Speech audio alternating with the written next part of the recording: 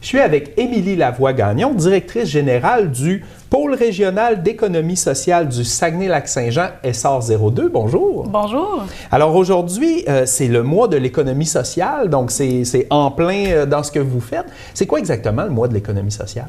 Bien, en fait, c'est un mois où on souligne davantage l'économie sociale, qu'on essaie de plus faire connaître le modèle d'affaires qui est encore trop peu connu. Donc, on a un mois dans l'année pour vraiment célébrer ce beau modèle d'affaires-là. Fait qu'on parle de modèle d'affaires. C'est quoi l'économie sociale? C'est une façon de monter son entreprise, dans le fond? Exactement. En fait, l'économie sociale, ça comprend les 5 types de coop. Ça comprend les OBNL, donc les organismes à but non lucratif, mais qui ont un volet économique.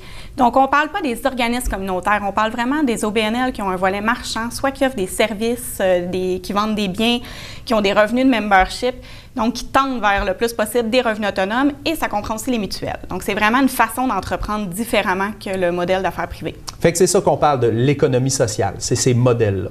Exactement. Puis là, c'est le mois où on veut le sensibiliser, on veut informer les gens de c'est quoi l'économie sociale. Il y a des activités qui s'en viennent, dans le fond? Oui, exactement. Mais en fait, cette année, on a décidé de faire un petit peu différemment parce qu'avant, Essar 02, on essayait d'organiser une grosse activité dans le mois de l'économie sociale. Sauf qu'en étant une très petite équipe, on ne pouvait pas vraiment faire beaucoup d'activités dans la région.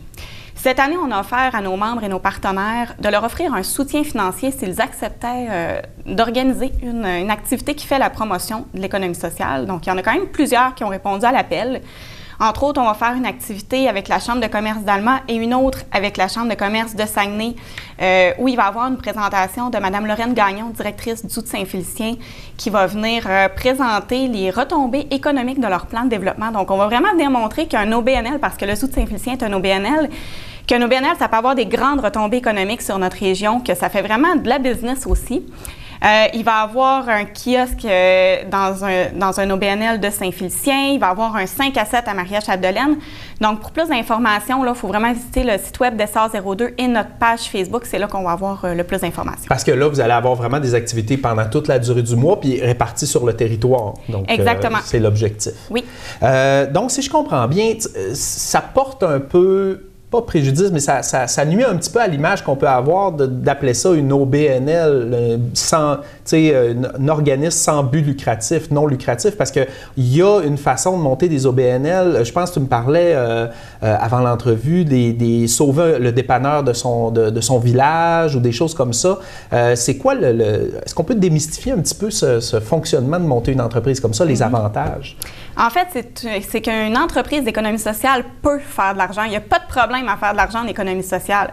Par contre, c'est la façon dont l'argent va être redistribué. Après, qu'est-ce qu'on fait avec les profits? C'est là qu'on va venir faire la différence entre une entreprise d'économie sociale et une entreprise privée. Parce que dans une entreprise d'économie sociale, ce qu'on veut en premier, c'est répondre aux besoins de ses membres, répondre à un besoin de la communauté. L'humain va toujours être au cœur des décisions. Par contre, c'est ça prend un équilibre entre le volet économique et le volet social. Ce qui fait qu'on veut quand même offrir des bonnes conditions de travail à nos travailleurs. On veut vraiment, dans le fond, que les profits soient répartis comme ça plutôt que d'aller dans les poches de 1, 2, 3 actionnaires. Donc, je prends un exemple, ça serait une usine que tous les ouvriers font un peu partie des décisions puis ont un peu leur mot à dire. Ça serait le genre de structure.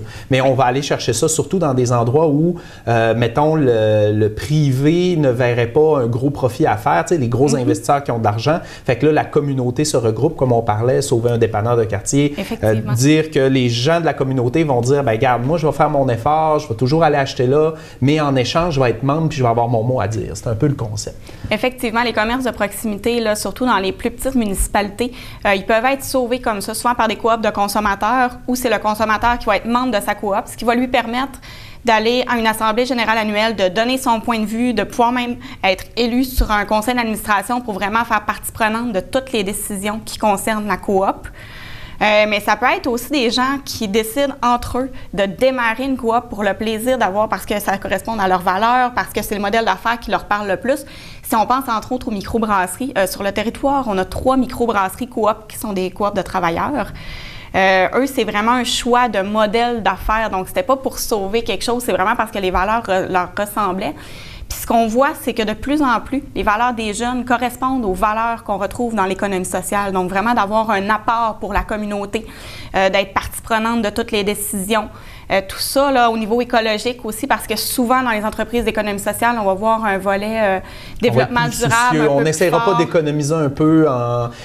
Mais là, dans le fond, l'économie sociale existe depuis longtemps, des coops, il y en avait avant, mais je pense qu'il y a des chiffres qui sont sortis récemment qui donnent un portrait plus actuel.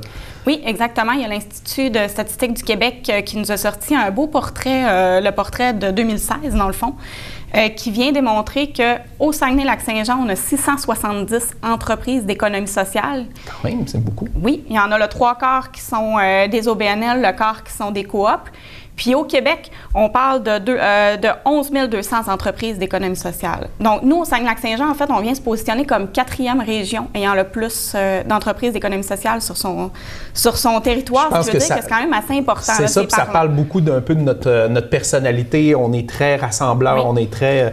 merci beaucoup, c'est super intéressant. Puis je pense que c'est le mois à profiter pour en apprendre plus, parce que une entrevue comme ça, c'est très court. On n'a pas le temps de couvrir le sujet. Donc, on le rappelle, le pôle régional d'économie sociale du Saguenay-Lac-Saint-Jean, SR02, votre site web, c'est... Oui, sr02.com.